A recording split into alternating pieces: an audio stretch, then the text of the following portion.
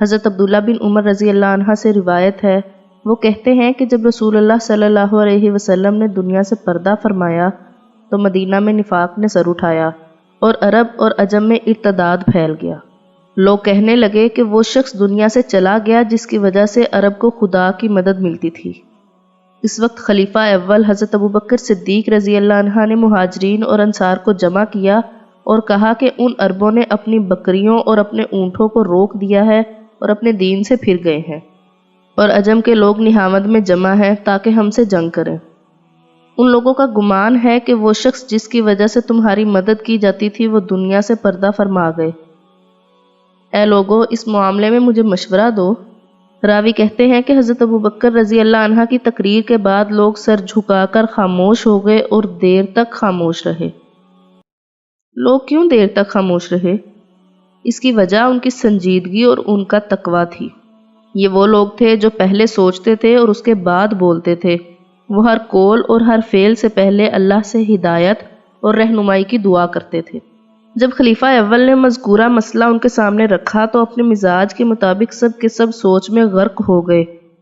ہر ایک دل میں اللہ کی طرف متوجہ ہو گیا۔ یہی وہ چیز تھی جس نے ہر ایک پر خاموشی طاری کر دی۔ حقیقت یہ ہے کہ ان کی یہ خاموشی ایک عظیم گفتگو تھی۔ ان کا یہ سر جھکانا سب سے بڑا اقدام تھا۔ چنانچہ جب وہ بولے تو ان کا بول تمام بولوں پہ بھاری ہو گیا۔ جب وہ اٹھے تو ان کا اٹھنا تمام دشمنوں کو پشت کرنے کے ہم معنی بن گیا، کیونکہ ان کا بول خدا کی رہنمائی کے تحت تھا۔ ان کے اقدام میں خدا کی مدد ان کے ساتھ شامل ہو گئی تھی۔ اب اس معاملے میں موجودہ مسلمانوں کو دیکھتے ہیں، خاص طور پر ان کے رہنماؤں کا کیا حال ہے۔ اس کا منظر دیکھنا ہو تو مسلمانوں کی کسی ایسی مجلس میں شریک ہو کر دیکھ لیں جو اس نوعیت کے ہنگامی مسئلے پر اکٹھی کی ہو، پھر وہ مسئلہ چاہے فلسطین کا ہو، چاہے فرقہ وارانہ فساد کا، بابری مسجد کا ہو یا ملعون سلمان رشدی جیسے مسائل۔ آپ دیکھیں گے کہ موضوع کا ذکر چھڑتے ہی ہر آدمی لسانی جہاد کا شہنشاہ بن جاتا ہے۔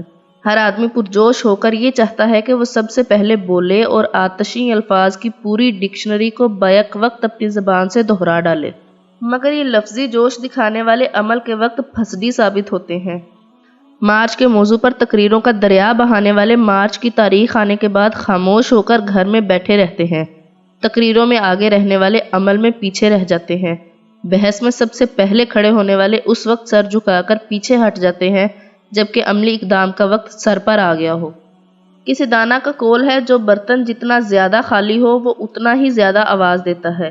اسی طرح جو آدمی جتنا زیادہ بے عمل ہو اتنا ہی زیادہ وہ پرشور الفاظ بولتا ہے۔